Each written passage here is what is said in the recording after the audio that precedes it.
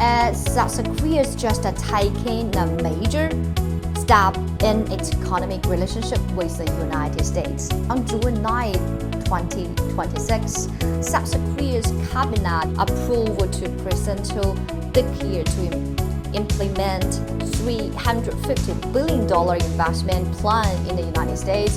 The plan is part of the trade agreement between Seoul and Washington. In return, South Korea exports more favorable traffic treatment from the United States, especially for key exports such as automobiles.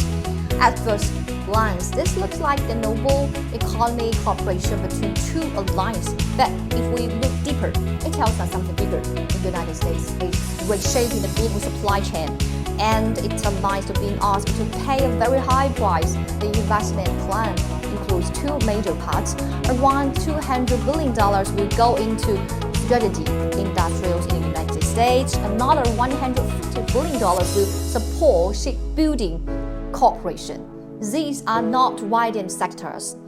Strategic, industrial, and shipbuilding are directly related to national security, industrial power, and military capacity. For Washington, this is a smart move. The United States wants to bring more manufacturing, technology, and industrial capacity back to its own territory. It wants to reduce dependence on foreign supply chain, especially in areas linked to China, semiconductors, defense, and clean energy. By incorporating allies to invest in America, Washington can strengthen its democratic industry without paying the foreign costs alone. But for South Korea, the situation is more complicated. South Korea is a major export-driven economy. Companies like Samsung, Hyundai, LG, and SK are deeply connected to the global market. The United States is one of South Korea's most important security partners and export markets. So when Washington offers tariff-free relief in exchange for investment, sure, it's limited room to say no. This is why some people may describe the plan as a new kind of industrial tax on allies. It is not a tax on traditional things, but the logic is similar.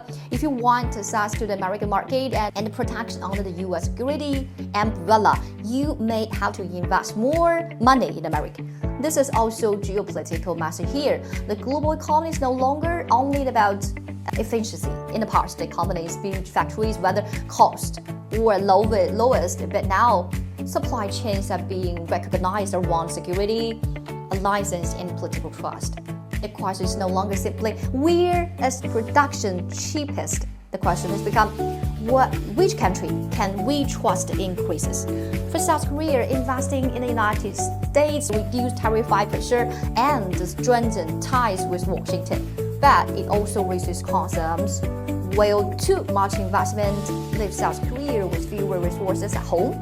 Will domestic industry lose its job or future growth opportunities? And will South Korea have enough freedom to balance its economic relationship with China with depending industrial cooperation with the United States? This $350 billion plan shows a new reality of global economy. America is not only asking allies to cooperate on security, it is also asking them to support American reindustrialization. So this is not just a South Korea investment story.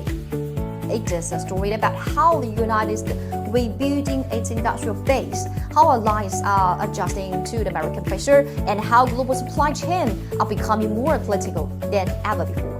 In the past, globalization was about cost and influences. Today, it's about power, security, and control. So do you think so?